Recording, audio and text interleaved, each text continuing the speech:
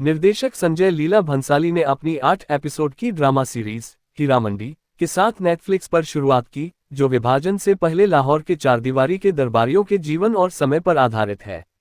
जबकि श्रृंखला 1920 के दशक पर आधारित एक पीरियड ड्रामा है, जब हीरा मंडी की भव्य गलियां एक कठिन दौर से गुजर रही थी। इस इलाके में मुगलों के समय से लेकर सिख साम्राज्य तक राजशाही में लिखा गया एक आकर्षक इतिहास है। 18 शताब्दी के अंत में महाराजा रणजीत सिंह के नेतृत्व में सिखों के लाहौर पहुंचने से बहुत पहले हीरा मंडी संस्कृति, कला और व्यापार का केंद्र था।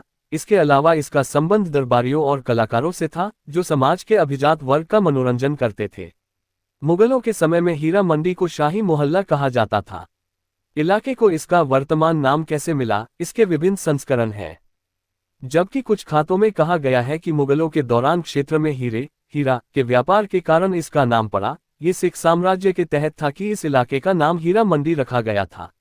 जब 1799 में महाराजा रणजीत सिंह के नेतृत्व में सिखों ने लाहौर पर विजय प्राप्त की, तो साम्राज्य की राजधानी गुजरांवाला थी। लाहौर और गुजरांवाला दोनों अब पाकिस्तान में हैं। हालांकि रणनीतिक कारण थे कि महाराजा रणजीत सिंह ने अपनी राजधानी को लाहौर क्यों स्थानांतरित किया। वह अपनी मृत्यु तक इस क्षेत्र में रहे और संचालन किया, आंशिक रूप से एक वैश्य मोरन सरकार के प्रति उनके प्रेम के कारण। यहाँ हीरा मंडी की कहानी है, ये सिख महाराजा के शासन में कैसे विकसित हुई और इसे इसका वर्तमान नाम कैसे मिला। मुगलों का शाही मोहल्ला। हीरा मंडी का इतिहास 17 शताब्दी तक जाता है। इसे पहले शाही मोहल्ला या शाही पड़ोस कहा जाता था और राजकुमारों और रईसों द्वारा दौरा किया जाता था।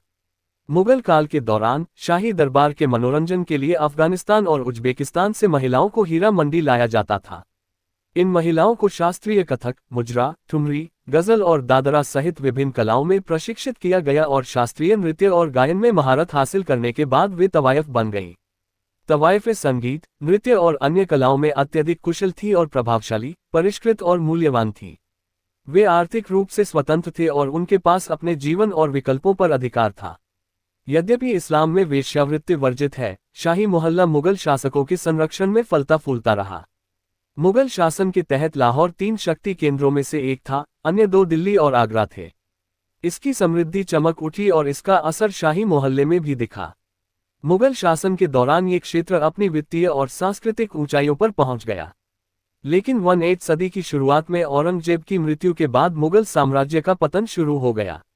12 जनवरी 1748 को अहमद शाह दुर्रानी और अफगान सेना के लाहौर में प्रवेश करने के बाद शाही मोहल्ला वेश्यावृत्ति का केंद्र बनकर रह गया था। 1799 में महाराजा रणजीत सिंह की लाहौर पर विजय तक स्थिति वैसी ही बनी रही। महाराजा रणजीत सिंह और मोरन के प्रति उनका प्रेम। एक सिख समूह, शुकर चकियास के युवा सरदार रणजीत सिंह ने 17 साल की उम्र में लाहौर पर कब्जा कर लिया और 1801 में खुद को पंजाब का महाराजा घोषित कर दिया। जहां महाराजा अपनी सैन्य शक्ति के लिए जाने जाते थे, वहीं वे सुंदरता और कला के भी बड़े प्रेमी थे। शाही मोहल्ले ने उनका ध्यान आकर्षित किया। मार्च 1802 में, होली से कुछ दिन पहले, रणजीत सिंह को शाही मोहल्ले की एक 12 वर्षीय मुस्लिम नर्तकी मोरन सरकार के बारे में पता चला, जिसे सुंदरता का एक आदर्श मॉडल माना जाता था और जो कला में पारंगत थी। गायन और नृत्य। महाराजा ने वेश्याओं के क्षेत्र में रहने वाले उसके अभिभावकों को संदेश भेजा कि वह शाम को उनसे मिलने आएंगे। शाम को चुस्त चूड़ीदार पायजामा और लंबी सफेद शर्ट पहने एक पतली, लंबी लड़की ने रणजीत सिंह का स्वागत किया। फिर उसने उसे एक पान का पत्ता दिया जिसमें केसर के कुछ दाने थे। वाद्ययंत्रों पर 6 संगीतकारों के साथ मोरन ने रणजीत सिंह के लिए गाना और नृत्य करना शुरू किया। नृत्य में उसके कदम, अनुग्रह, लय, हाथों, भुजाओं, सिर, शरीर और पैरों की धीमी और स्थिर गति मंत्रमुग्ध कर देने वाली थी। 21 वर्षीय महाराजा मोहित हो गए। सिखों का इतिहास खंड V the Sikh land of Lahore में लेखक हरि राम गुप्ता ने उल्लेख किया है कि कैसे रणजीत सिंह ने अपना अधिकांश समय अपने प्रिय मोरन के घर में बिताना शुरू कर दिया था। उन्होंने अपनी प्यारी नृत्यांगना मोरन के घर में रातें बिताईं। उनका भोजन और अन्य चीजें उन्हें वहीं मुहैया कराई जाती थीं। सुबह के अभ्यास के दौरान मोरन को उसी घोड़े पर बैठाया गया और वह उसके साथ सवार होकर चले गए। कोई अनुयायी नहीं था, उसके साथ जाने की अनुमति दी गई थी। आमतौर पर उसे किले और नदी के बीच के समतल मैदान में पूरी सरपट दौड़ना पड़ता था। जब मोरन को गिरने का डर था और वह सवार की अत्यधिक खुशी के लिए रोया था, गुप्ता ने उद्धृत किया। फारसी भाषा का पाठ इब्रतनामा समकालीन अली उद्दीन द्वारा लिखा गया था। हालांकि उनकी निकटता ने महाराजा के कुलीन और धार्मिक साथियों को क्रोधित कर दिया, जिन्होंने मोरन की सामाजिक प्रतिष्ठा और धर्म का उपहास किया। लेकिन मोरन के प्रति रंजीत सिंह के प्रेम की कोई सीमा नहीं थी।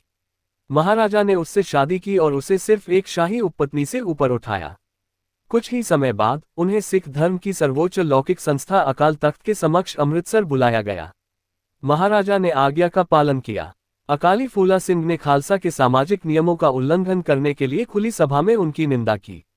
महाराजा ने विनम्रता की भावना से उनके आरोप को सुना और मंडली के सामने पश्चाताप करते हुए खड़े हुए।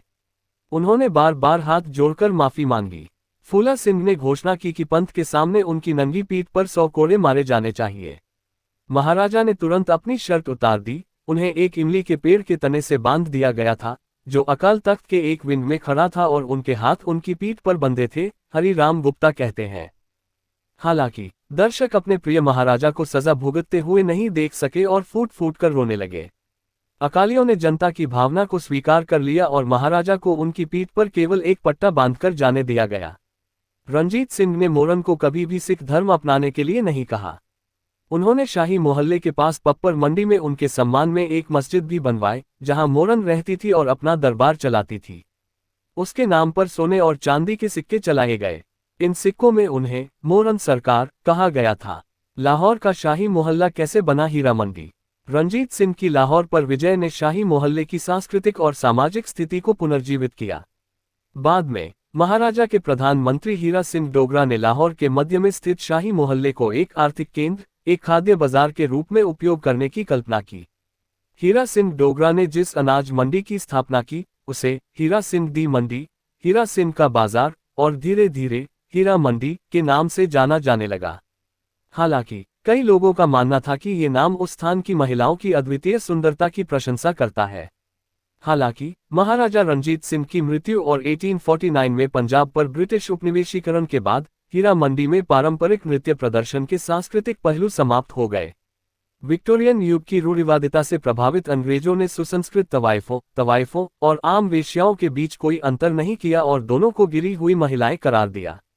इसके परिणामस्वरूप वेश्याओं की आजीविका से नृत्य पहलू समाप्त हो गया और इसके बजाय उन्हें गोपनीयता की आड़ में यौन कार्य तक सीमित कर दिया गया। इन चुनौतियों के बावजूद हीरा मंडी ने पाकिस्तानी सिनेमा के कुछ सबसे प्रसिद्ध सितारों को तैयार करना जारी रखा, जिनमें नूरजहां, मुमताज शांति और खुर्शीद बेगम जैसे मनोरंजनकर्ता शामिल थे, जो अब कुख्यात पड़ोस से थे। आज हीरा मंडी वैसी ही भूसी है जैसी पहले हुआ करती थी।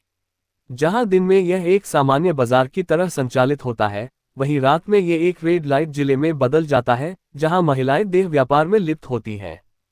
हीरा मंडी की उन अंधेरी गलियों से दुर्लभ रोमांटिक कहानियां अभी भी सामने आ रही होंगी, लेकिन एक भी ऐसी नहीं जो एक महाराजा के एक वेश्या के प्रति प्रेम की कहानी से मेल खाती हो, जिसके कारण उन्हें उससे शादी करनी